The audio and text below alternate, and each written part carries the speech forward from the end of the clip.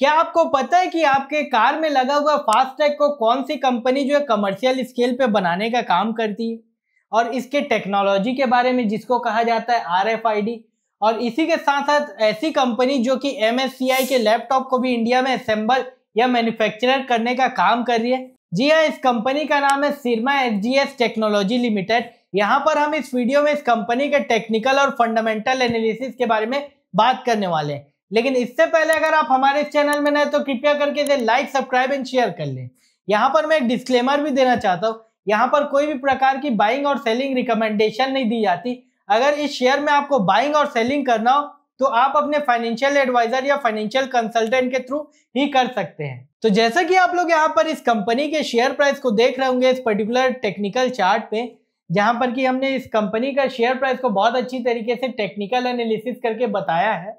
तो यहाँ पर इस कंपनी के शेयर प्राइस की अगर हम बात कर ले तो इसे हमने जो है सर्कल से डिनोट किया है येलो कलर के, जहां पर कि इसका शेयर प्राइस जो ऑल टाइम हाई के नजदीक पे है और ये अपने क्रिटिकल रेजिस्टेंस को तोड़ के नए जोन में आ चुका है, जो कि एक प्रकार से बहुत अच्छा है। और जैसे कि इस कंपनी का शेयर प्राइस जो ऑल टाइम हाई के पास है, तो ये जो है वीकली में अपने 20 पीरियड मूविंग एवरेज के ऊपर है, जो कि इसे मोमेंटम कंफर्म कर रहा है।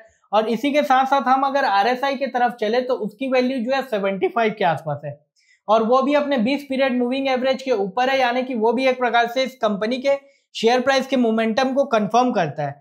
फिर हम इस कंपनी के फ्यूल के बारे में बात कर ले, यानी कि टॉप लाइन के और बॉटम लाइन के। तो यहाँ पर आप लोग टॉप लाइन यानी कि रिवेन्यू को देख रहे होंगे, वो धीरे धीरे करके घट रहा है, लेकिन उसी जगह अगर आप बॉटम लाइन देखें तो धीरे धीरे करके वो बढ़ रहा है, यानी कि एक प्रकार से अच्छा है बॉटम लाइन। लेकिन टॉप लाइन की बात करें तो यहाँ पर थोड़ा कॉशन हो जाता है। इसको हम आने वाले वीडियो में बताएंगे कि ऐसा क्यों है, और ये एक प्रकार से पॉजिटिव है इस पर्टिकुलर कंपनी के लिए। इसी के साथ साथ हम इस कंपनी के वॉल्यूम के बारे में बात कर ले, तो जैसे कि आप लोग देख पा रहे होंगे बड़े बड़े ग्रीन बार बने, जिसको कि हमने एरो से डिनोट किया, यानी कि एक प्रकार से ये बताने की कोशिश कर रहा है कि यहाँ पर इंस्टीट्यूशनल इंटरेस्ट जो है बढ़ा हुआ है, यानी कि बड़े प्लेयर जो है एक्यूमुलेट किए हैं इस कंपनी के शेयर को। और ये कंपनी के बारे में बात कर ले तो ये 35 साल से पुरानी कंपनी, जिसके कारण की एक प्रकार से मिच्योर कंपनी है, और इस वजह से ये डिविडेंड दे रही है। बीते 3 समय में जब इन्होंने डिविडेंड दिया तो लगभग 1.5 रुपीज के आसपास ये कंपनी जो है डिविडेंड दी, और कंसिस्टेंटली ये दे रही है, जो कि एक प्रकार से बहुत ज्यादा पॉजिटिव है। तो चलिए अब हम यहाँ पर जानने की कोशिश करते हैं कि इस कंपनी का जो शेयर होल्डिंग है वो क्या बताने की कोशिश कर रहा है इस कंपनी के शेयर प्राइस के लिए आगे के चलते। जैसे कि आप लोग देख पा रहे होंगे इस कंपनी के शेयर प्राइस को प्रमोटर यहाँ पर जो है धीरे धीरे करके अपनी शेयर होल्डिंग को गिराया है, और इसी के साथ साथ जब प्रमोटर ने अपनी होल्डिंग को गिराया तो यहाँ पर पब्लिक की शेयर होल्डिंग थोड़ी बढ़ी है। FII और FPI के बारे में हम बात कर ले तो जैसा कि आप लोग देख पा रहे होंगे इसे हमने जो है ब्लू कलर के एक प्रकार से रेक्टेंगल से डिनोट किया है। वहां पर इस कंपनी में जो है लगभग FII का 10% के आसपास एवरेज शेयर होल्डिंग था, जो कि बीते 2 क्वार्टर में घटा है, 8 हुआ फिर 6 हुआ है। लेकिन हाल फिलहाल की बात कर ले तो स्लाइट वहां पर इंप्रूवमेंट है, जिसको कि हमने डब्बे से ब्लू कलर के डिनोट किया है। फिर हम DII के बारे में बात कर ले तो उन्होंने कंसिस्टेंटली धीरे धीरे करके बढ़ा लिया है, और हाल फिलहाल में बात कर ले तो 9.14% के आसपास है, जो कि एक प्रकार से बहुत ज्यादा अच्छा है।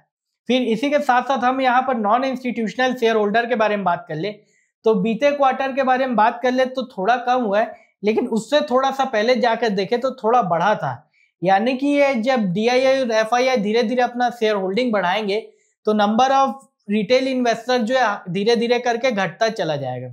इसके साथ आप नीचे यहाँ पर नंबर ऑफ शेयर होल्डर के बारे में देखें तो ये पिछले क्वार्टर से इस क्वार्टर अगर हम कंपेयर करें तो स्लाइट कम हुआ है, जो कि एक प्रकार से ये बताने की कोशिश कर रहे हैं कि धीरे धीरे बड़े प्लेयर की एंट्री होती जा रही है, और इसको हमने जो है बिग शार्क से डिनोट किया है।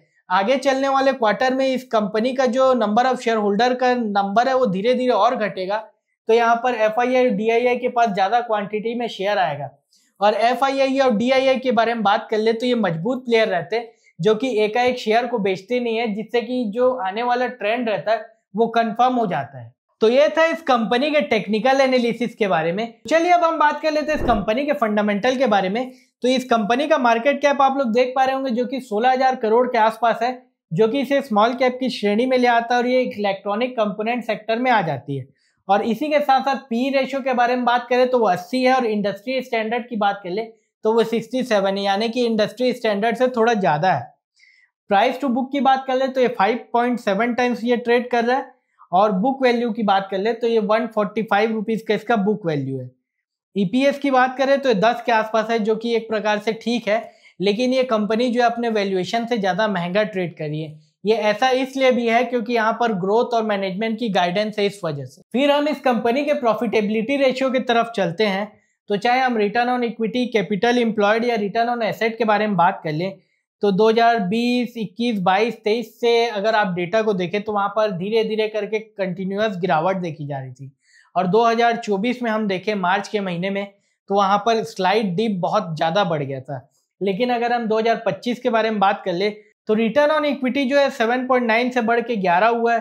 रिटर्न ऑन कैपिटल एम्प्लॉयड की बात कर ले तो 10.19 से बढ़ के जो है 13 के आसपास हो गया है।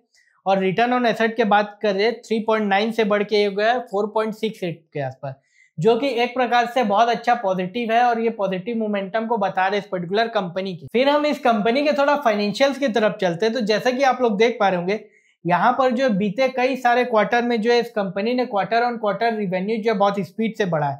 लेकिन हाल फिलहाल के पास्ट 2 क्वार्टर के बारे में बात कर ले, जिसको कि हमने रेड कलर के सर्कल से डिनोट किया है, वहां पर उतनी ज्यादा जो है रिवेन्यू में ग्रोथ नहीं दिख पा रही है। लेकिन उसी जगह अगर हम मार्जिन लेवल पे बात कर ले तो मार्जिन लेवल जो है बढ़ी है। लेकिन मार्च 2025 के बारे में बात कर ले तो वहां 11% थी और उसके पहले 6% थी। लेकिन हाल फिलहाल की बात कर ले तो 9.5% के आसपास है, जो कि एक प्रकार से धीरे धीरे पॉजिटिव इंप्रूवमेंट को बताने की कोशिश कर रहा है। और जब मार्जिन बढ़ जाता है तो प्रॉफिट बिफोर और आफ्टर टैक्स वो भी बढ़ जाते हैं, जिसके कारण कि ईपीएस भी धीरे धीरे करके बढ़ता जाता है।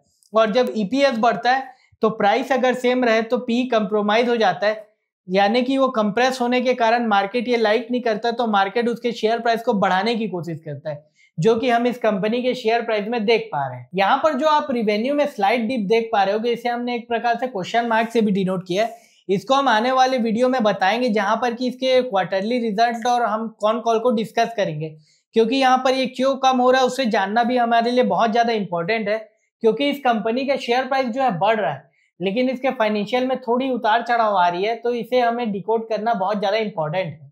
तो ये था मोटा मोटा इस कंपनी के टेक्निकल और फंडामेंटल एनालिसिस के बारे में, जो कि एक प्रकार से इस कंपनी के लिए पॉजिटिव बता रहा है और इसके वजह से इस कंपनी का शेयर प्राइस जो है स्ट्रॉन्ग ट्रेंड में रह सकता है। यहाँ पर रिवेन्यू को देखना थोड़ा ज्यादा बारीकी से हमें इंपॉर्टेंट हो जाता है। तो आज के लिए बस इतना ही दोस्तों। ऐसी और एक्साइटिंग जानकारी जानने के लिए आप हमारे चैनल को लाइक, सब्सक्राइब एंड शेयर करें। धन्यवाद।